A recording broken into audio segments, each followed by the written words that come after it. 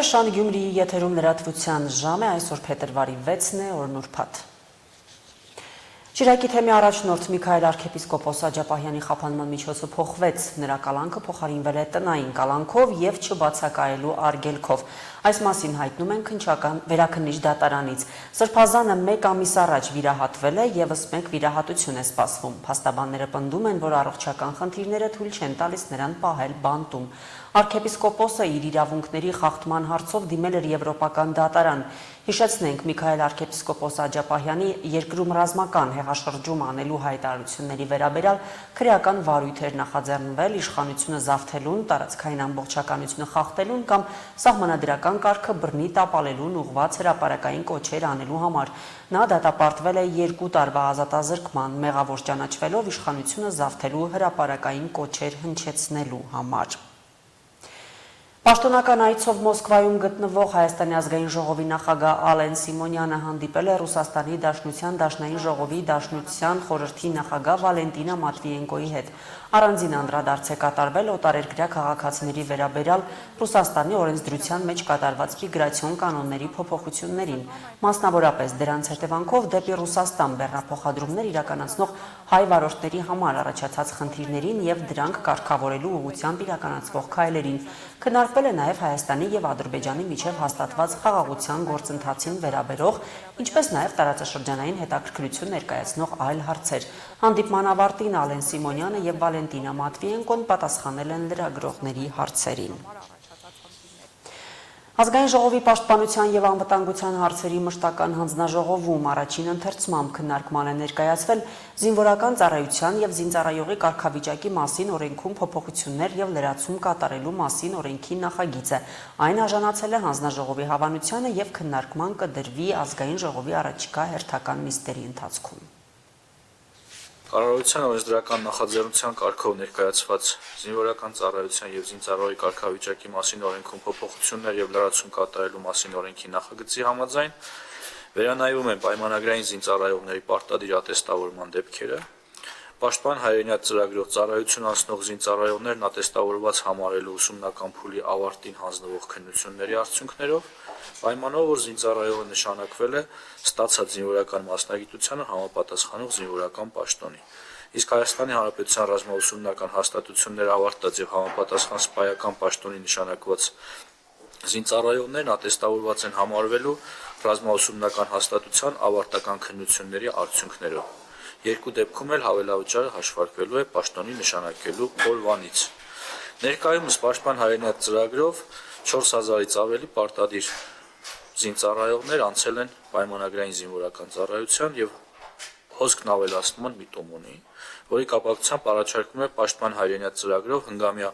առաջին պայմանագրի ժամկետը լրանալուց հետո 2 կամ 5 տարով հերթական պայմանագիր կնքող զինծառայողների համար եւս նախատեսել պայմանագրի ժամկետի ավարտից հետո պատվովճար ստանալու հնարավորություն։ 2 տարվա դեպքում 1.5 միլիոն, 5 տարվա դեպքում 5 միլիոն դրամ։ Առաջարկող կարգավորման նպատակն է լրացուցիչ նյութական մոտիվացիա ստեղծել հիմնականում 24-25 տարեկան զինծառայողների համար շարունակելու պայմանագրային զինվորական ծառայությունը, նրանց դիտարկելով որպես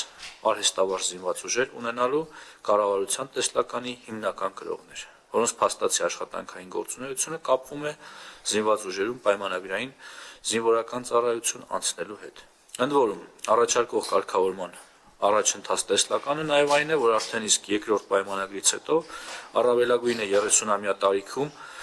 ունենալով մինչև 10 տարվա զինվորական ծառայության ստաժ նշված զինծառայողների մեծամասնությունը կրկին կշարունակի զինվորական ծառայությունը։ Տվյալ նախաձեռնությունը ենթադրում է, որ գրավչությունը բարձրացնում է եւ սոցիալական փաթեթի կառուցվածքն է ավելացնում, որի հիման վրա մենք ապագայում հանձինս Պաշտպան հայրենիացի մեխանիզմների մենք կունենանք ավելի կրթությամբ օժտված սպայակազմի հեռանկար, ճիշտ ենք հասկացել։ Այո, եւ այս համատեքստում մի դիտարկում եմ ուզում անել, հարգելի գործընկերներ, ինչու հիմա այս որոշումը ընդունվեց, որովհետեւ նախկինում մեզ մոտ հետեւյալն էր. ուսումնական զորամասերում ժամկետային զինծառայողները անցնում էին մի ուսումնական պլանով, որը ավելի հեշտացված էր ըստ էության, իսկ պայմանագրային զինծառայողների համար պահանջները այլ էին։ Այսօր արդեն զինված ուժերում ներդրված է համահավասար սկզբունք, այսինքն ուսումնական զորամասերում ուսումնական process-ը, պատրաստությունը անցնում են եւ քննությունը տալիս են նույն չափորոշիչներով, ինչ չափորոշիչով հանձնում է սպան եւ պայմանագրային զինծառայողը։ Եվ քանի որ այս նույնականացումը արդեն արկա է, սա հիմք ընդունելով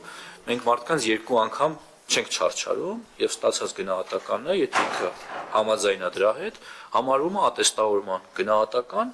եւ նոր փոփոխություններով արդեն երբ մենք ուսումնական զորամասերում ուսումը կդարձնենք 4 ամիս, կստացվի, որ 4 ամիս ծառայելուց հետո, ավարտական քննությունները հանձնելուց հետո պայմանագրային զինծառայողը կարող է համարվել ատեստավորված։ Նույնը վերաբերում է ռազմական ակադեմիան ավարտող մեր գործընկերներին, նրանք էլ իրենց հերթին հիմա ավարտական քննություններով կհամարվեն ատեստավորված եւ զորամասեր կգնան արդեն ատեստավորված եւ բարձր աշխատավարձով։ Նախկինում մենք նրանց ուղարկում էինք զորամաս, հետո 3 ամիս հետո մանավանդ որ շատերը արդեն մարտական հերթապահության տարբեր խնդիրներով էին զբաղված, դժվարանում էր նրանց կրկին վերադարձնել եւ քննությունների մասնակից դարձնել։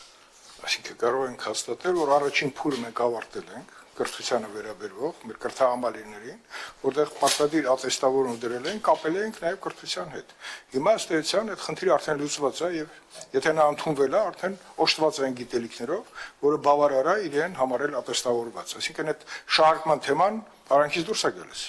Պարոն Քոչարյան, դե սա շարունակական գործընթաց է, իհարկե պետք է դուրս գա շահարկման թեման, որովհետև ուսումնական process-ը ինքը շարունակական process է, վեր են հանվում խնդիրներ, բացեր, ընթացից դրանք շտկվում են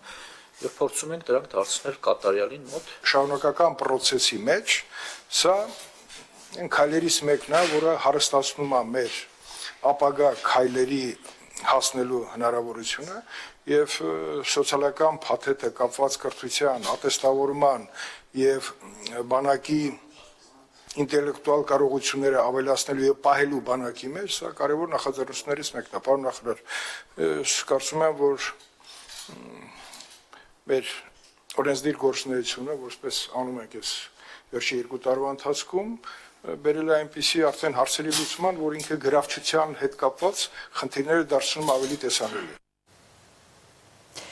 Քաղաքում ճարտարապետների, նախագծողների, շինարարների պակասի, թե պայմանների ու գների պատճառով շինմրցույթները չեն կայանում։ Երկուսն էլ բացառելի չեն, որոնք լուրջ արգելք են քաղաքի կառուցապատման, ենթակառուցվածքների նորոգման ծրագրեր սկսելու համար։ Միայն անցած տարի քաղաքապետարանի 20-ից ավելի նախագծեր, որոնք առնվազն 2 անգամ ներկայացվել են մրցույթների, չեն ունեցել հայտատուներ եւ տեղափոխվել են այս տարի։ Առայժմ քաղաքաշինական ծրագրերի ուղղությամբ էական շարժ կամ ակտիվություն չկա։ Քաղաքաշինական ծրագրերը, որոնք գրվում են Գյումրիում շինարարական բում ունենալու համար, ճարտարապետական նախագծումների փուլին չեն հասնում։ Փողոցների եւ դրանց զուգահեռ ենթակառուցվածքների նորոգման, հին շենքերի ամրացման, վերակառուցման կամ նորերի կառուցման շատ ծրագրերից փոքր մասն է մեկնարկային փուլում, որոնց համար դժվարությամբ նախագծողներ քաղաքապետարանը գտել է մի քանի անգամ մրցույթ հայտարարելուց հետո։ Փորձառու ճարտարապետների ու ինժեներ նախագծողների պակաս է զգացվում մի քաղաքում, որտեղ ժամանակին նախագծային ընկերություններ կային, լավագույն մասնագետներով, որոնց վստահում էին բնակարանաշինական ու այլ կառուցապատման հարյուրավոր նախագծեր։ Անցած տարի 2 տասնյակից ավելի նախագծերի համար հայտարարված մրցույթները չեն ունեցել հայտատու։ Տարվա կեսին քաղաքապետարանը հայտարարել էր Գյումրիում ուրեմն թափառող շների կացարանի կառուցման մրցույթ։ Տարվա ընթացքում это ուրեմն իրականացվեց, դրանից հետո մի քանի անգամ տրվել է շինարարության մրցույթի, որը ցավոք սրտի մինչ օրս հələ մասնագիտ չի եղել եւ հաղթողներ չեն ճանաչվել։ Ինքը համարում է փոխանցիկ ուրեմն ծրագիր եկող տարվա մեջ, այսինքն այս տարվա մեջ մենք ելի կփորձենք նորից դնել նաեւ Իսահակյան փողոցի վրա գտնվող լողարանի շենքի վերանորոգման աշխատանքների մրցույթը, հայտարարվել է Լևոն Իշտոյանի անվան ֆուտբոլ մարզաձևի ուրեմն դպրոցի վերանորոգման աշխատանքների մրցույթ, բացի այդ նաև ուրեմն հայտարարվել էր մրցույթ Գյումրիում առավել վտարային թվով 60 պատշգամբների նախագծման եւ վերակառուցման այդ մրցույթը։ Շարունակելի ցանկում են հաղթանակի զբոսայգու, Շիրակ գերեզմանատան զինվորական պանթեոնի, Անանյա Շիրակացու, Ավետիք Իսահակյանի արձանների եւ պատվանդանի, շատրվանների վերանորոգման, 24 բազմաբնակարան շենքերի նկուղների, տանիքների ու պատշգամբների հիմնանորոգման, անգամ Ճերմակ հիվանդանոցի վերակառուցման վերաբերյալ մրցույթները, որոնք նախատեսված են իրականացնել քաղաքային բյուջեի եւ սուբվենցիոն միջոցներով։ Քաղաքաշինության բաժինը չկայացող մրցույթների հիմնական պատճառներից է համարում հայտատուների շատ հաճախ լիցենզավորման պահանջներին չբավարարելը, չունեն հստակ դասային կարգ եւ դուրս են մնում գործընթացից։ Ունենք, եթե գումարի արկելոց պատմամշակութային արժեք ունեցող շենք է, անպայման պետք է ունենա ընդունեն կտասի արդյունագիր ճարտարապետը, այսինքն սովորական ճարտարապետը չի կարող մասնակցել եւ կամ կազմակերպությունը չի կարող մասնակցել այն մրցույթին, որին պահանջում է կտասի ընդունենք արդյունագիր։ Այսինքն մարդը ունի A-դասի արդյունագիր, ինքը չի կարող կտասին մասնակցի։ Այդ տարանջատումն էլ որոշակի խնդիրներ է առաջացնում։ Մրցույթներին չդիմելու այլ կարևոր պատճառ է նախնական տեխնիկական պայմանների եւ ելակետային տվյալների բացակայությունը։ Շենքշինությունների վերաբերյալ տեխնիկական եւ փորձաքննական եզրակացություններ պատվիրատուն, տվյալ դեպքում քաղաքապետարանը չի կարող տալ։ Դրա պատասխանատուն եւս նախագծողներն են։ Սա եւս լրացուցիչ ծանրաբեռնվածություն է ստեղծում մասնագետների համար։ Ցանկացած գործառույթ պիտի իրականացվի կանոնների ընդհանրակարգում։ Ցանկալի է, որ պատվիրատուն անի զուտ ժամկետներից ելնելով, ընդունենք եթե մի ամիս մենք մրցույթ հայտարարենք ինժեներաերգրաբանական պայմանների հետազնման։ Մի ամիս ներկայացնենք շենքերի տեխնիկական վիճակի ուսումնասիրման, 2-3 ամիս նախատեսենք նախագծման, այսինքն տարին կես է։ Կադրային դեֆիցիտի խնդիրը ավելի է խորանում։ Տեղի փորձառու ճարտարապետ նախագծողները հիմնականում աշխատանք են իրականացնում Երևանում։ Փոխել են համագործակցության շրջանակը նախընտրելով մասնավոր պատվերներ, որոնց առաջարկած վարձատրությունը գրեթե կրկնակի բարձր է, քան Գյումրիում։ Քաղաքապետարանի հայտարարած եւ կայացած մրցույթներին եւս Երևանից հրավիրված մասնագետներ են մասնակցել։ Նաև որոշակի գնային քաղաքականության հետ կապված հարցեր են առաջացել, մենք արդեն այդ խմբագրել ենք, քննարկել ենք ուրեմն պարոն Արաքելյանի հետ, նաև քննարկել ենք նախագծողների հետ եւ արդեն նոր մոդեցմամբ կտանենք մրցույթների։ Քաղաքաշինական մի շարք նախագծերի իրականացման հեռանկարը կախված է սուբվենցիոն փաթեթից։ Եթե հաստատվի քաղաքապետարանի ներկայացրածը, մրցույթների անցկացման գնային առաջարկները վերանայված կլինեն։ Բուլվարային թաղամասում գտնվող նախկին ռադիոկոմզարանի հանրակացարանային մասնաշենքի վերակառուցման եւ կառուցման հնարավորության վերաբերյալ մրցույթ կա էլի հաղթող, այսինքն բոլորից հայտնի է վտարային շենքը, ապամոնտաժվի, վերևի հարկը ապամոնտաժվի, նախագծով այդպես է նախատեսված, ապամոնտաժումից հետո ամրացման աշխատանքներ պետք է իրականացվեն եւ նորից լրակառուցում իրականացվի վերջի հարկի։ Նախկին ռադիոգործարանի հանրակացարանում եւ հարևանությամբ գտնվող նախկին ուսումնարանի շենքում միասին 10 ընտանիք են ապրում։ Նրանց շենքերի փրկության ուղղված տարբեր ու տասնյակ առաջարկներից դերեր փոխելուց ամուր երկու շենքերի ապրողների կյանքում բան չի փոխվել։ Երկրաշարժին 11 տարի է։ Հիմա արդեն ինչ։ Հեշտ մի բան չի փոխվել։ Միշտ պետք է փափուկ բարձրացնել լավ կերպի քամի։ Ես ոչ գնացել եմ, ոչ հարցնել եմ, ոչ կհարցնեմ։ Ես չեմ ներվում։ Ոչ կապոցից, ոչ ես պետք աղթելուց։ Յանի կուզեի մեզի հանեն, տեղավորեն, բայց ուդը տեղավորեն է դե չիդեմ, մերնի ճան, թե կիրով բանեն են, բայց թե կիրով ապրելն է կիլես իշխե, ընպես եղավ մի հանրակացանեմ, հանեցին ժողորդին եկամ իս փողը տվեցին, հետո էլ չտվին։ Ես ուրիշ տամ 36,000 տոշակ կարդիմ։ Սկզբից խոսում կռի շկաբեին, որտեղ չկատան էդը չերին։ Հետո թուղթ տվեցին որ վարձով էշտակին է համաձայն չենք մենք, ավելի լավ է ստեղ մնամ կամերտան վարձով։ Հետո արդյոք ետքու կամ ես իմ տունս, հետիգե հարցական է ազիչ։ Ժամանակավոր բնակության վարձով գնալու առաջարկը քաղաքապետարանից 3 ամիս առաջ են ներկայացրել, բայց տարբերակներ չեն նշել։ Սպասում են, որ գարունը ամեն ինչ պարզ կլինի։ Առայժմ քաղաքաշինական այն ծրագրերը, որոնք չունեն նախագծողներ, նորից են դրվելու մրցույթին, մինչև հայտնվեն հայտատուներ։ Հասմիկ Թումասյան, Արարատ Ծատուրյան, Հորիզոն։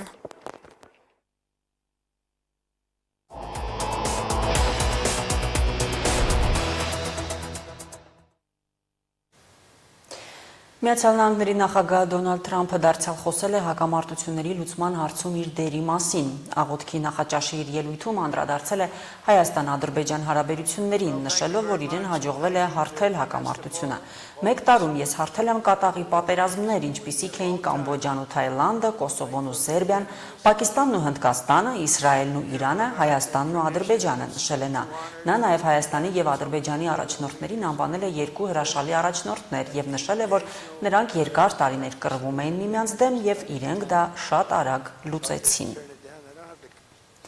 Միացյալ Նահանգների քաղաքացիները պետք է անհապաղ լքեն Իրանը։ Ամերիկացիները պետք է դիտարկեն Իրանից ցամաքային ճանապարհով դեպի Հայաստան կամ Թուրքիա գնալու հնարավորությունը։ Այս մասին ասված է Իրանում Միացյալ Նահանգների վիրտուալ դեսպանատան տարածած հայտարարության մեջ։ Հայտարարության մեջ առաջարկում է մշակել Իրանից դուրս գալու ծրագիր, որը կախված չէ Ամերիկայի կառավարության օգնությունից։ Բացի այդ, դեսպանատունը նախազգուշացրել է, որ Միացյալ Նահանգների քաղաքացիները պետք է Իրանի տարածքում ինտերնետի աշխատանքի խափանումների պատրաստ լինել։ Միացյալ Նահանգների քաղաքացիները Իրանում ձերբակալման մեծ ռիսկի են ենթարկվում, իսկ ամերիկյան անձնագրի կամ Միացյալ Նահանգների հետ կապերի ցուցադրումը ինքնին կարող է ձերբակալման պատճառ դառնալ, ընդգծել է դիվանագիտական ներկայացուցչությունը։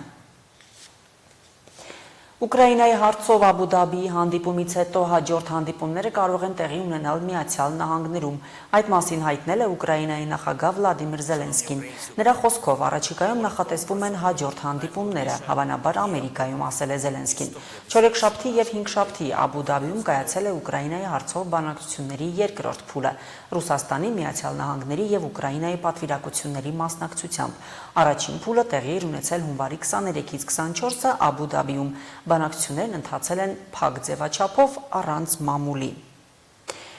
Իտալիայում Միլանում այսօր ուշ երեկոյան կմեկնարկեն ձմեռային օլիմպիական խաղերը։ Նախատեսված են հեղինակավոր արտիստների բեմական ելույթներ։ Բացման արարողության թեման կլինի հարմոնիան։ Ներկա կլինեն մի շարք երկրների ներկայացուցիչներ, այդ թվում Միացյալ Նահանգների փոխնախագահ J.D. Vance-ը։ Օլիմպիադան կշարունակվի մինչև փետրվարի 22-ը։ Դրան մասնակցելու են ավելի քան 2900 մարզիկներ 92 ազգային հավաքականներից, ինչպես նաև չեզոք կարգավիճակով մարզիկներ Ռուսաստանից եւ Բելարուսից։ Հայաստանը 25-րդ ձմեռային օլիմպիական խաղերում կունենա 5 ներկայացուցիչ։ Այժմին այսքանը, Շանթ Գյումրիի ուղիղ եթերը կշարունակի տեսանկյուն հաղորդաշարը, տեսանկյան հյուրն է ժուրնալիստների ասպարեզ ակումբի խորհրդի նախագահ Լևոն Բարսեղյանը։